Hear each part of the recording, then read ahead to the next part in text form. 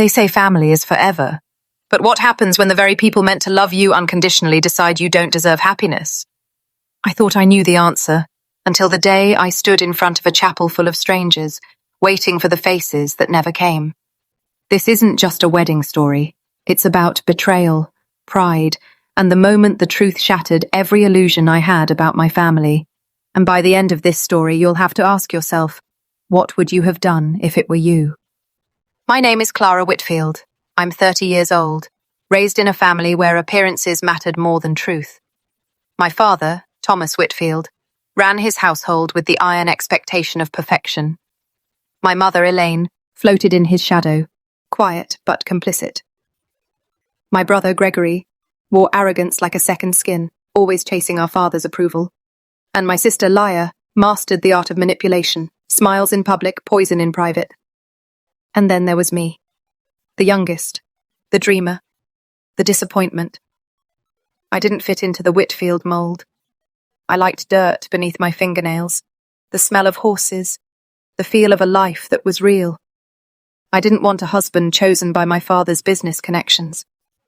I wanted love, and I found it in the most unexpected place. His name was Ethan Cole, a quiet rancher whose hands were rough from years of hard work. He wasn't polished or wealthy, but his presence was steady. He didn't talk to impress. He listened. He didn't flaunt riches. He carried dignity. My family saw a man in dusty boots.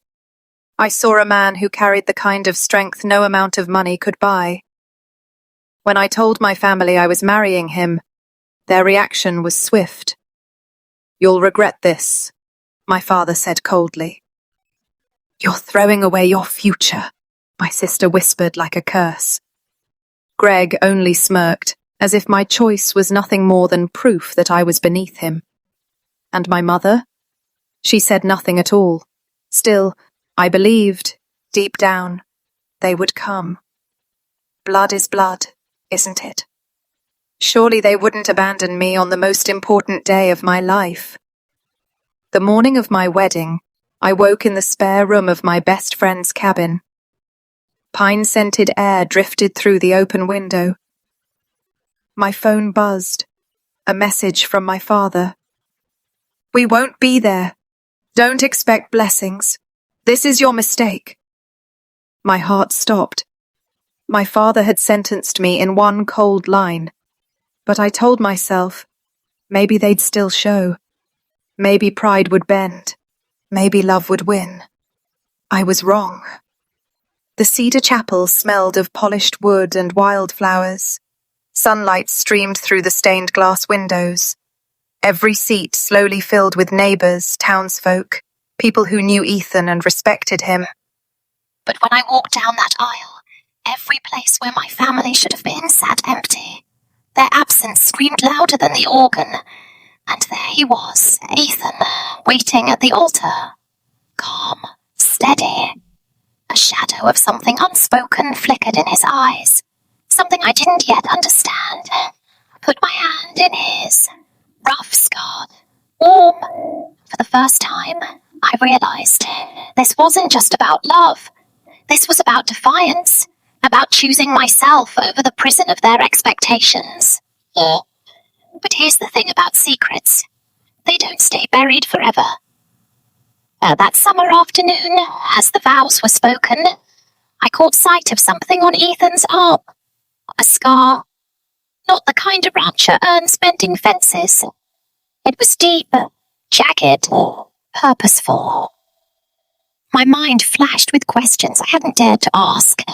Ethan had always been private about his past. I'd always respected that. But today, in front of the crowd, whispers began to ripple. Do you know who he really is? Why didn't her family come? Maybe he's not who she thinks. My throat tightened, but Ethan's hand squeezed mine. And in that single gesture, he told me, "Trust me." After the ceremony, we walked out of that chapel as husband and wife. My heart was both broken and whole. Broken because my family hadn't shown whole because I finally knew they didn't own me anymore. But the reckoning wasn't over. A week later, the town gathered for its annual Cedar Hollow Veteran Ceremony. I went to support Ethan, thinking it was just another small-town tradition. The mayor read names aloud.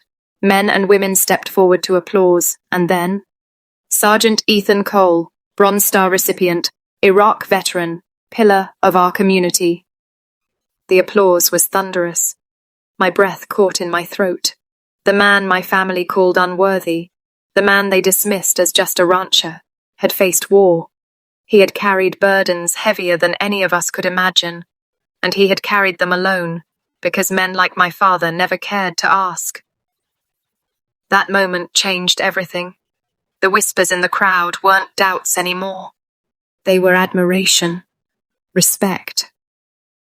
And then, to my shock, I saw him, my father. He had come, though not to my wedding. He stood at the edge of the crowd, pale, his mouth slightly open. He had judged Ethan by the dirt on his boots, blind to the honor that lay beneath. Slowly, he stepped forward. His voice cracked. I misjudged him. I didn't know. I looked him in the eye and said the only truth that mattered. You didn't ask. The silence that followed was heavier than any apology. Months passed. Ethan and I built our life on the ranch. Sunsets painted the fields gold. Our children's laughter filled the air. My family stayed distant, reaching out occasionally, but things were never the same. And honestly, that was okay, because I had learned something priceless. Worth isn't measured in bank accounts, in last names, or in titles. Worth is measured in quiet courage, in loyalty, in the people who show up when it matters most. My family had abandoned me. Ethan had stood by me, and that difference was everything. So if you've ever been dismissed, judged, or told that the person you love isn't enough, remember this. Their judgment isn't your truth. Your choices, your loyalty, your love, that's what matters. Would you forgive them? Or would you draw the line forever? Thank you for watching Tales Between Time. If this story moved you, make sure to subscribe so you don't miss the next one.